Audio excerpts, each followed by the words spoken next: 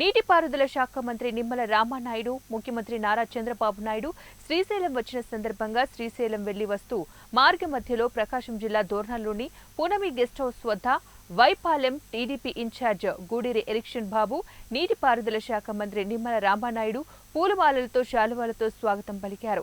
అనంతరం నీటిపారుదల శాఖ మంత్రి రామానాయుడు మాట్లాడుతూ కూటమి ప్రభుత్వం ఇచ్చిన వాగ్దానం ప్రకారం వృద్ధులకు, వితంతువులకు, వికలాంగులకు పెన్షన్ అందజేయడం జరిగిందన్నారు. ముఖ్యమంత్రి నారా చంద్రబాబు నాయుడు ఇచ్చిన వాగ్దానం ప్రకారమే పెన్షన్లను పెంచి ఒకేసారి ఇవ్వడం జరుగుతోందని తెలిపారు. గత ప్రభుత్వం విడుదల వారీగా పెంచి పెన్షన్లను ఇవ్వడం జరిగిందని తెలిపారు.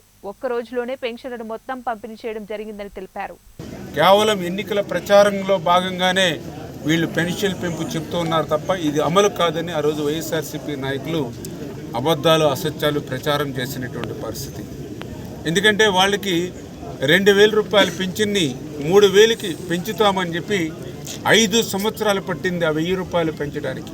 అప్పుడు 250, అప్పుడు 250, అప్పుడు 250.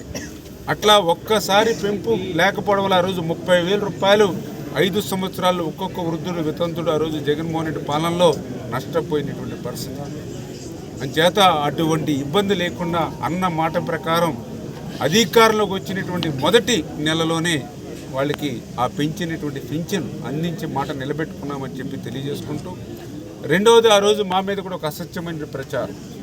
రేపు ఎన్డీఏ ప్రభుత్వం వస్తే మళ్ళీ మీరు పింఛన్ల కోసం పంచాయతీ ఆఫీసుల దగ్గర, బ్యాంకుల దగ్గర, సచివాలయాల దగ్గర పడిగాపులు కాయాలని చెప్పారు.